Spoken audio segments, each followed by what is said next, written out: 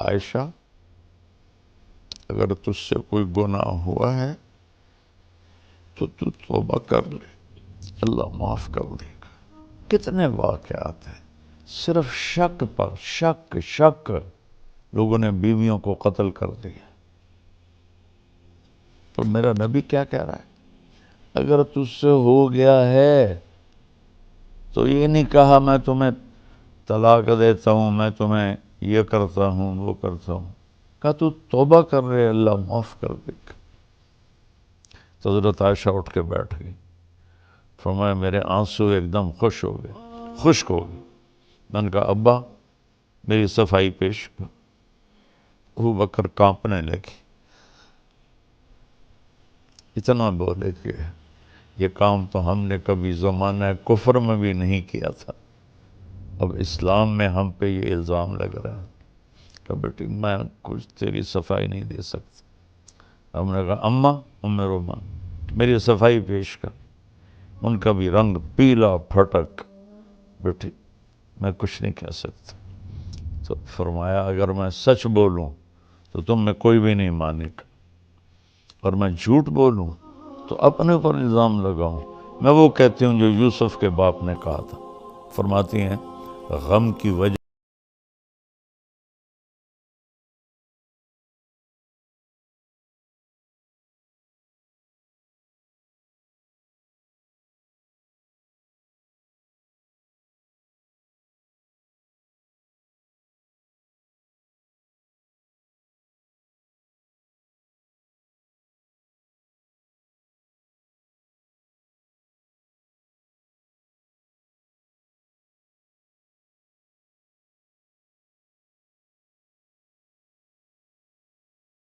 چہرے سے خون ہی خشک ہو گیا تھا، اور وہ ایسے کانپ رہی تھی۔ اپنے باپ کو دیکھا تو ان کا چہرہ نیلا پیلا کہ پتہ نہیں اب کیا وحی آئے گی ہماری بیٹی کے بارے۔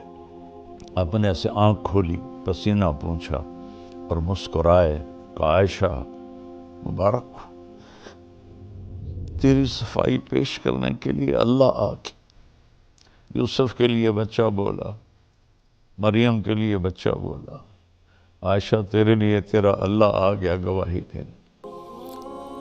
1 مہینہ وہی بند ہے، پہلے دن کیوں نہیں آئی، دوسرے دن کیوں نہیں آئی، تیسرے دن کیوں نہیں آئی، چوتھے دن کیوں نہیں آئی؟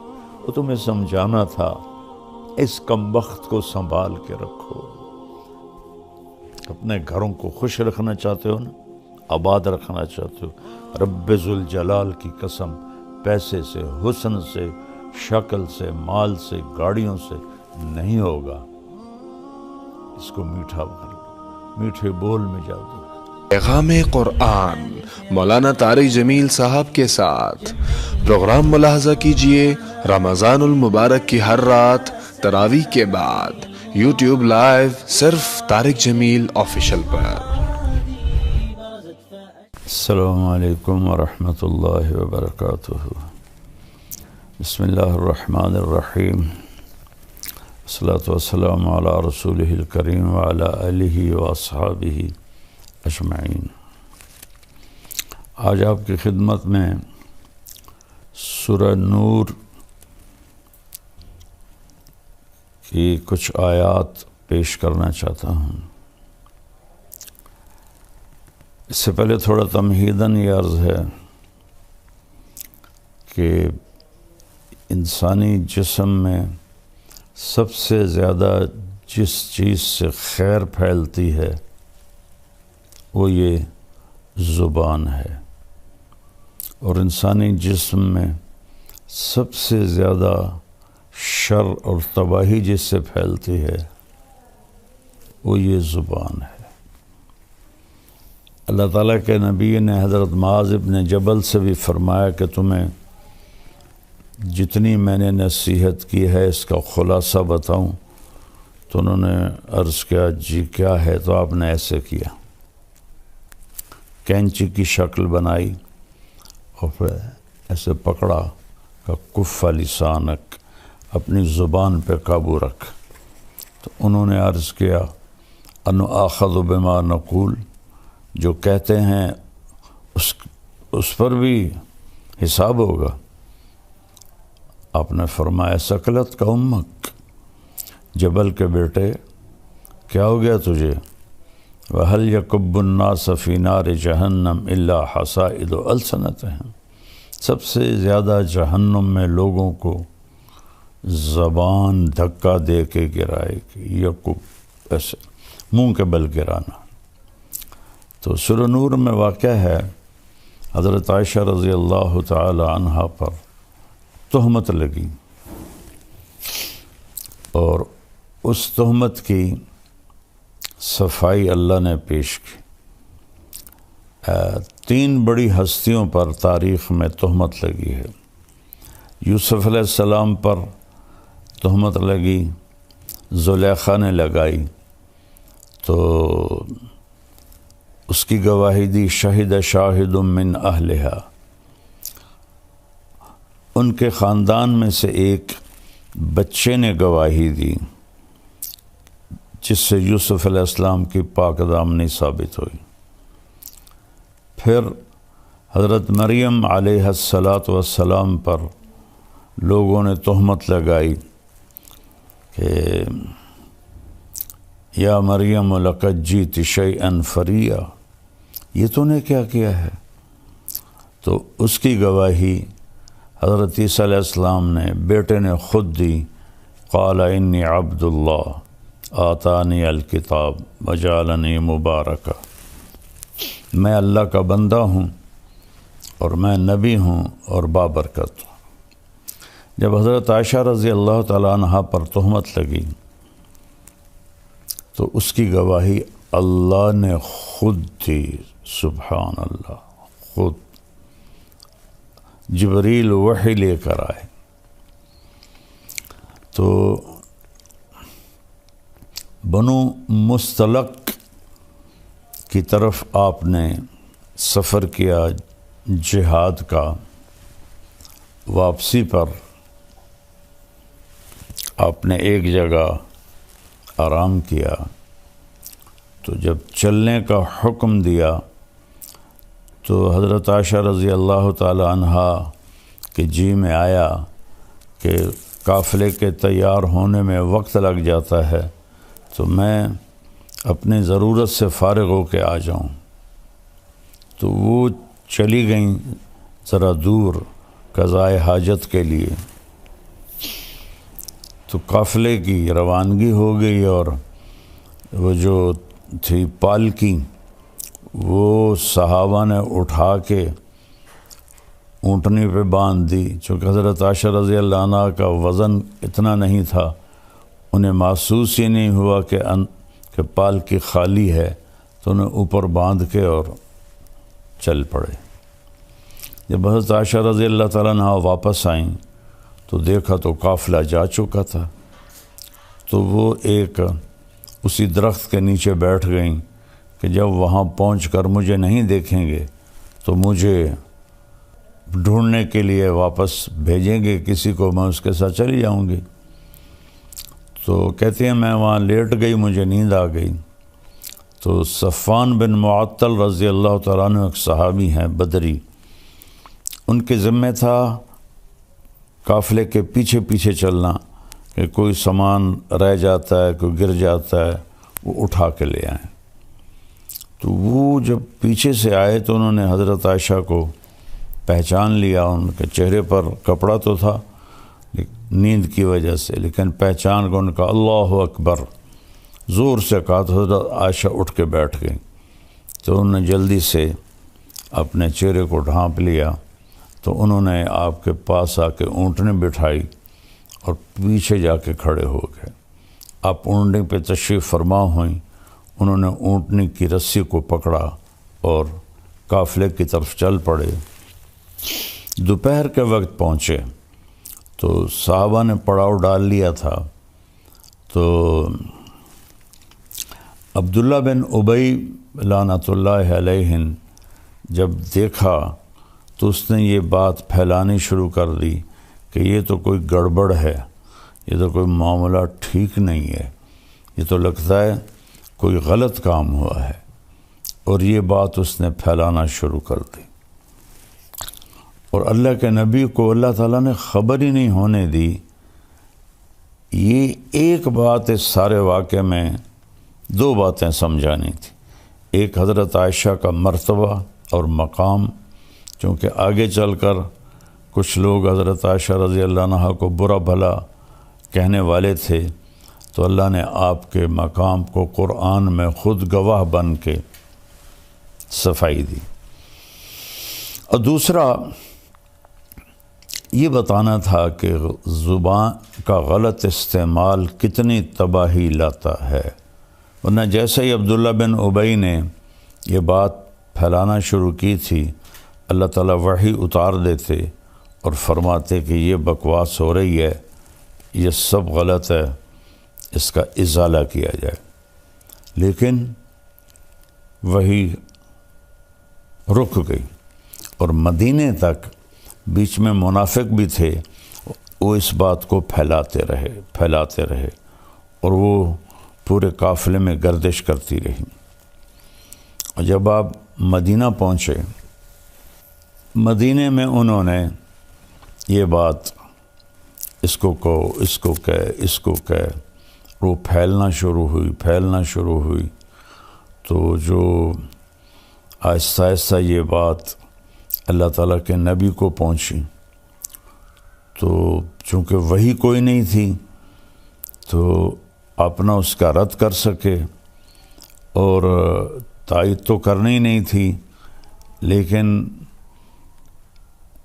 انسان نبی کے درجے پر بھی ہو تو ہوئی بات اثر کرتی ہے۔ حضرت عائشہ فرماتی ہے، میں ان دنوں بیمار ہو گئی، تو میں نے دیکھا کہ اللہ کے نبی کا رویہ بدلا ہے۔ جب میں بیمار ہوتی تھی، گھر میں آتے، میرے پاس بیٹھتے، میرا حال پوچھتے، میرا ہاتھ پکڑتے۔ اب جب وہ گھر آتے تو کہتے کیف عتیقی، اس کا کیا حال ہے؟ تو میں بڑی حیران ہوتی کہ یہ بے رخی کیوں ہے۔ تو پھر میں نے سوچا کہ میں اپنے والدین کے گھر جاتی ہوں اور وہاں جا کے میں پتہ کرتی ہوں کہ معاملہ کیا ہے۔ تو اللہ کے رسول سے چھٹی مانگی کہ میں والدین کے گھر ہوا ہوں، تو آپ نے کہا چلی جاؤ۔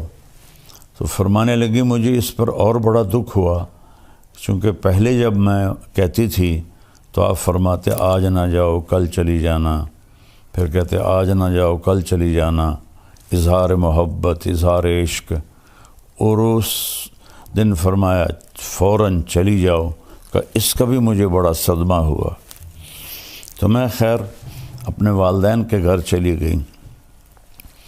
تو اس زمانے میں ٹوائلٹس گھروں میں نہیں ہوتے تھے، تو عورتیں رات کو نکلتی تھیں ضرورت کے لیے، تو حضرت عائشہ رضی اللہ تعالیٰ عنہا تشریف لے جا رہی تھیں، اور آپ کے ساتھ حضرت مصطح کی والدہ ام مصطح رضی اللہ عنہا وہ بھی ساتھ تھیں۔ تو جب وہ فارغ ہونے کے بعد واپس آ رہی تھیں تو حضرت ام مصطح کو ٹھوکر لگی پتھر سے، تو انہوں نے کہا تعس مصطح کا ستیہ ناس ہو۔ تو مصطح رضی اللہ تعالیٰ عنہ حضرت ابوبکر کے بھانجے بھی تھے اور جنگ بدر کے شریک صحابی تھے، جن کے بارے میں اللہ کے نبی نے فرمایا کہ میرے صحابہ میں سب سے افضل وہ ہیں جو جنگ بدر میں شریک ہوئے۔ ایک دفعہ جبریل آئے، پوچھا یا رسول اللہ آپ کے صحابہ میں آپ کس کو سب سے افضل فرماتے ہیں؟ تو آپ نے فرمایا جنگ بدر کے صحابہ 313۔ تو جبریل نے عرض کی کہ یا رسول اللہ آسمان کے فرشتوں میں جن 1000 فرشتوں میں نے جنگ بدر میں شرکت کی تھی، وہ پورے آسمان کے فرشتوں میں سب سے افضل شمار ہوتے ہیں۔ تو حضرت عائشہ رضی اللہ عنہ کہنے لگی مصطح کی ماں اپنے بیٹے کو برا کہہ رہی ہے، اور وہ تو جنگ بدر کا شریک ہے۔ اچھا، یہ جو چلی تھی افواہ گھر گھر، اس میں 3 سچے صحابہ وہ بھی اس میں شریک ہو گئے، باقی خاموش تھے، لیکن متاثر سارا مدینہ تھا۔ ایک حضرت مصطح، ایک حضرت حسان بن ثابت، اور ایک عورت حضرت حمنہ بنت جہش، یہ حضرت زینب بنت جہش کی بہن تھی۔ یہ تین سچے یہ اس افواہ کو پھیلانے میں لگ گئے۔ تو حضرت مصطح نے کہا، ارے عائشہ تجھے پتہ نہیں مصطح کیا باتیں کر رہا ہے؟ کہا نہیں۔ کہا وہ یہ کہہ رہا ہے تیرے اوپر صفوان بن معطل کے ساتھ غلط تعلق کا الزام لگا رہا ہے۔ تو فرمانے لگی، میرے تو لگا زمین اوپر چلی گئی، آسمان نیچے آ گیا۔ میں گئی دوڑتی ہوئی گھر، میری ماں بیٹھی تھی، تو میں نے پوچھا کہ اماں یہ کیا بات ہو رہی؟ تو انہوں نے فرمایا، بیٹی یہ منافقین پھیلا رہے ہیں اور اس طرح ہمیں تکلیف پہنچا رہے ہیں۔ تو حضرت عائشہ کی چیخ نکلی زور سے۔ تو ابوبکر رضی اللہ تعالیٰ عنہ وہ اوپر ایک بالکونی میں قرآن شریف کی تلاوت فرما رہے تھے۔ وہ تیزی سے نیچے اترے اور پوچھا کیا ہوا عائشہ کو؟ کہا اس نے وہ سن لیا ہے الزام، تو اس پر اس کا یہ حال ہو گیا ہے۔ اب ان کا روتے روتے برا حال، کھانا بھی نہیں کھا رہی، پانی نہیں پی رہی، نیند نہیں آ رہی، اور بس روئے جا رہی ہیں، روئے جا رہی ہیں، روئے جا رہی ہیں۔ اور پورے مدینے میں آگ لگی ہوئی ہے، صرف یہ بات سمجھانے کے لیے کہ زبان کا غلط بول کیسی تباہی لاتا ہے، صرف اس کو سمجھانا تھا۔ تو اس میں سبق تھا کہ اللہ کے واسطے اس کو قابو میں رکھو۔ آپ نے ابو ذر غفاری رضی اللہ عنہ سے فرمایا، ابو ذر 2 عمل بتاؤں، عظیم اجرہما خفیف معونتہما، بہت بڑا اجر ہے اس کا، کرنے میں بہت آسان ہے، اور ذات کی قسم جو میری جان کا مالک ہے، قیامت کے دن کوئی اس عمل کو لے کر آئے گا۔ انہوں نے عرض کیا کیا یا رسول اللہ؟ فرمایا یہ اس زبان کی حفاظت، چپ رہنا اور اچھے اخلاق۔ ابو ذر رضی اللہ عنہ پہ مہینہ مہینہ گزر جاتا تھا، آپ گفتگو نہیں فرماتے تھے۔ تو اس میں ہمارے لیے سبق ہے، سنی سنائی کو آگے نہ پھیلایا کرو۔ کتنے گھر، کتنا معاشرہ وہ جلتا ہے اس سے، یہ ان کو اندازہ ہی نہیں ہے۔ جو جیسے ہمارا سوشل میڈیا لگا ہوا ہے صرف لائک لینے کے لیے، کیا کیا کیا کیا وہ بیچارے اپنی جان پہ ظلم کرتے ہیں، جھوٹی باتیں، اس کو سنبھال کے رکھو۔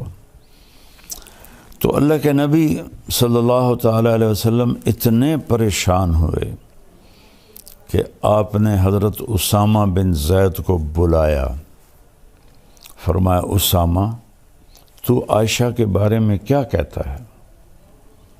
اللہ اکبر، ہوئی بات کتنا اثر کرتی ہے۔ وہ کہنے لگے یا رسول اللہ یہ شادی آپ نے اپنی مرضی سے کی تھی یا اللہ نے آپ کو حکم دیا تھا؟ آپ نے فرمایا اللہ نے حکم دیا تھا۔ تو وہ کہنے لگے تو کیا اللہ آپ کے لیے کوئی غلط رشتہ تجویز کر سکتا ہے؟ تو آپ کو یہ بات بڑی اچھی لگی، تسلی ہوئی، لیکن پھر بھی پوری تسلی نہیں ہوئی۔ آپ نے حضرت مولا علی علیہ السلام کو بلایا، کہا کہ علی تو بتا تیرا عائشہ کے بارے میں کیا خیال ہے؟ انہوں نے کہا یا رسول اللہ میں کیا بتا سکتا ہوں، آپ ان کی باندی حضرت بریرہ رضی اللہ عنہ ان کو بلائیں۔ تو حضرت بریرہ کو جب بلایا تو ایسی سنگین صورتحال تھی، کہا نبی کے سامنے سچ بولنا۔ تو پھر آپ نے حضرت بریرہ سے فرمایا بریرہ میں کون ہوں؟ اوئے ہوئے ہوئے ہوئے ہوئے۔ آپ نے فرمایا بریرہ میں کون ہوں؟ انہوں نے کہا آپ اللہ کے رسول ہیں۔ آپ نے فرمایا پھر مجھے سچ بولنا، غلط نہ بولنا۔ الزام، بہتان، جھوٹ، جس نے کسی نیک عورت پہ فحاشی کا، بدکاری کا الزام لگایا اور پھر اس سے معافی نہ مانگی اور توبہ نہ کی، تو میرے نبی کا فرمان ہے 100 سال مصلی پہ بیٹھ کے عبادت کرتا رہے، مر کے جہنم میں جائے گا اگر توبہ نہ کی اور اس خاتون سے معافی نہ مانگی۔ تو بریرہ کہنے لگی آپ اللہ کے رسول ہیں۔ فرمایا پھر مجھے سچ سچ بتانا، عائشہ کے بارے میں تو کیا کہتی ہے؟ کہ یا رسول اللہ میں نے تو خیر کے سوا کچھ بھی نہیں دیکھا، بس آٹا گوندتے گوندتے ان کو نیند آ جاتی ہے تو بکری منہ مار کے کچھ آٹا لے کے چلی جاتی ہے، اس کے سوا تو میں نے کچھ نہیں دیکھا۔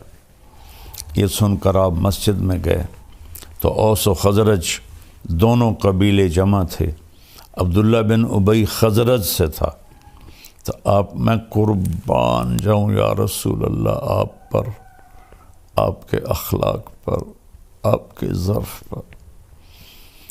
سارے مدینہ کو پتہ ہے کہ یہ خبیث بیٹھا ہے منافق عبداللہ بن ابی جس نے یہ ساری تہمت چلائی ہے، لیکن میرے نبی نے ممبر پہ کھڑے ہو کر کیا کہا؟ کبھی زندگی پر نام نہیں لیا۔ میں نے یوٹیوبروں سے کہتا ہوں اللہ کے واسطے سیرت پڑھ لو، تمہیں پتہ چلے بولنا کیسے ہے، تمہیں پتہ چلے گفتگو کا انداز کیا ہوتا ہے۔ تم تو دین کے نام پر ہی بددینی پھیلا رہے ہو اللہ کے بندو، جیسے تمہارے بول ہیں، جیسے تمہارے رویے ہیں۔ آپ نے کہا کہ کچھ لوگوں نے میرے گھر والوں کے بارے میں مجھے بہت پریشان کیا ہے۔ حَلْ يَعْذِرُنِي مِنْ رَجُلٍ قَدْ آذَانِي فِي أَهْلِي۔ نہیں نام لیا کہ یہ بیٹھا ہے عبداللہ، اور یہاں ایک دوسرے کا نام لے کے چیلنج کر رہے ہیں، چیلنج کرتا ہوں، اوے سیرت پڑھو، اوے سیرت پڑھو۔ تو میں قربان جاؤں، سب سے زیادہ دکھ آپ کو عبداللہ بن ابی نے پہنچایا، اور آپ نے نام نہیں لیا۔ تو سعد بن معاذ کھڑے ہو گئے، وہ اوس قبیلے سے تھے۔ یا رسول اللہ بتائیں کون ہے؟ اگر میرے قبیلے کا ہے ابھی اس کی گردن اڑا دوں گا، اگر خزرج کا ہے تو میں اس سے جنگ کروں گا۔ تو سعد بن عبادہ خزرج قبیلے کے تھے، وہ اپنی قومی غیرت میں کھڑے ہو گئے، کہنے لگے تو ہاتھ لگا کے دکھا، میں نمٹ لوں گا تم سے۔ تو اسید بن حزیر پیچھے سے کھڑے ہو گئے، کہنے لگے سعد تو منافق ہے، عبداللہ بن یہ بھی منافق ہے، تو بھی منافق۔ اس پر دونوں قبیلوں میں گرما گرمی ہوگی، تو میں، اور ایک دم دونوں قبیلے مسجد میں لڑنے کے لیے کھڑے ہو کے۔ گندا بول کہاں تک جاتا ہے کہ میرے ہوتے ہوئے تم یہ کر رہے ہو۔ اس حد تک بات گئی کہ نبی کے صحابہ آپس میں لڑنے کے لیے تیار ہو گئے۔ میں تھوڑی سی آیات پڑھتا ہوں پھر آگے قصہ سناتا ہوں۔ اعوذ باللہ من الشیطان الرجیم، بسم اللہ الرحمن الرحیم۔ ان الذین جاؤوا بالافک عصبۃ منکم لا تحسبوه شرا لکم بل هو خیر لکم لکل امرئ منهم ما اکتسب من الاثم والذی تولى کبرہ منهم له عذاب عظیم لولا اذ سمعتموه ظن المؤمنون والمؤمنات بانفسهم خیرا وقالوا هذا افک مبین لولا جاءوا علیہ بأربعۃ شہداء فإذ لم یأتوا بالشہداء فأولئک عند اللہ هم الکاذبون ولولا فضل اللہ علیکم ورحمتہ فی الدنیا والآخرہ لمسکم فیما افضتم فیہ عذاب عظیم۔ جو لوگ، اچھا ایک تفسیر ہے علامہ زمخشری رحمۃ اللہ کی کشاف، بڑی تفسیروں میں ہے، ان آیات کے ذیل میں وہ فرماتے ہیں کہ پورے قرآن میں اللہ کفر، شرک، خدائی کے دعوے پر بھی اتنا ناراض لہجے میں نہیں بولا جتنا ان آیات میں غضبناک ہو کر اللہ کا کلام اترا ہے، جتنا غضبناک ہو کر اللہ کا کلام اترا ہے، اتنا کسی جگہ بھی اللہ نے اپنے غضب کا اظہار نہیں فرمایا۔ تو اس کے بعد اب گھر تشریف لے گئے حضرت عائشہ کی۔ حضرت عائشہ کا منہ دیوار کی طرف تھا اور لیٹی ہوئی رو رہی تھی، اور تیسرا دن تھا، تو ایک انصاری عورت بھی بیٹھی تھی، ابوبکر اور ام رومان آپ کی والدہ بھی بیٹھی تھی۔ تو آپ چارپائی کے جدھر وہ ڈاونی ہوتی ہیں رسیاں، ادھر آ کے اس طرف بیٹھ کر آپ نے کہا، عائشہ اگر تجھ سے کوئی گناہ ہوا ہے تو توبہ کر لے، اللہ معاف کر دے گا۔ کتنے واقعات ہیں صرف شک پر، شک لوگوں نے بیویوں کو قتل کر دیا، اور میرا نبی کیا کہہ رہا ہے، اگر تجھ سے ہو گیا ہے کہ تو توبہ کر رہے، اللہ معاف کر دے گا۔ کتنے لوگ قتل ہو گئے۔ جب دریائے راوی بہتا تھا، اور ہمارا گاؤں دریائے راوی کے بالکل قریب تھا، تو کتنی بچیاں بے گناہ قتل ہو کے راوی میں بہہ گئی۔ اور اگر کسی نے کیا بھی ہے تو اس کی یہ سزا تو نہیں کہ اسے قتل کر دیا جائے۔ بیٹا زنا کرے، او جی چھوڑ چکرنے، بیٹا زنا کر، لڑکے ہیں کر لیتے ہیں، ہو جاتے ہیں۔ بیٹی سے یہ کام ہو جائے، ٹک دیو، وٹ دیو۔ میں تو آپ کو اپنے گاؤں کی ثقافت بتا رہا ہوں، جو میں آنکھوں سے میں نے دیکھا، یہ ظلم ہوتے میں نے دیکھا، بچیوں پر، بیٹیوں۔ میرے اپنے خاندان میں واقعات ہیں۔ ہم جنگلی لوگ ہیں، پرانے جاگیردار نظام میں جکڑے ہوئے ہیں، نہ دین کا ہوش تھا نہ دنیا کا ہوش تھا۔ بیٹے نے روزانہ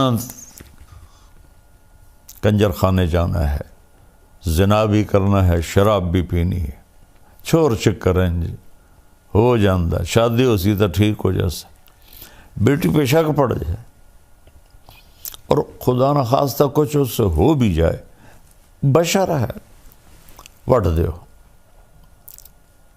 ایک واقعہ مجھے یاد آتا ہے، اس بدبخت نے اس طرح ٹوکا لے کے ٹکڑے ٹکڑے کر کے اس کے ٹکڑے دریا میں پھینکوا دیے تھے۔ کاش تم اپنے نبی کی زندگی پڑھتے، نہ تمہیں موبائل سے فرصت ہے، نہ تمہیں اپنی عیاشیوں سے فرصت، تو تمہارے لیے سب کچھ سمجھا گیا، بتا گیا، تو تم ایسے بھول کے۔ وہ تو آسمان پر بھی پکار رہا ہوگا، کبھی ہم بھی تم میں بھی چاہ تھی، کبھی ہم بھی تم میں بھی راہ تھی، کبھی ہم بھی تم بھی تھے آشنا، تمہیں یاد ہو کہ نہ یاد ہو۔ نہ دنیا میں امت کو بھولے، نہ آخرت میں جب ماں کہے گی نفسی نفسی، باپ کہے گا نفسی نفسی، خامن، بیوی، بہن، بھائی، نفسی نفسی، کچھ نہیں لگتا تو میرا، کچھ نہیں لگتا، دفع ہو جا۔ نبی پکاریں گے نفسی نفسی، ایک ہستی پکارے گی، یا رب امتی امت، یا اللہ میری امت، یا اللہ میری امت، یا اللہ میری امت۔ میں قربان جاؤں۔ سوچو تو صحیح کیا کہہ رہے ہیں، عائشہ تجھ سے کوئی گناہ ہو گیا ہے تو توبہ کر لے، اللہ معاف کر دے گا۔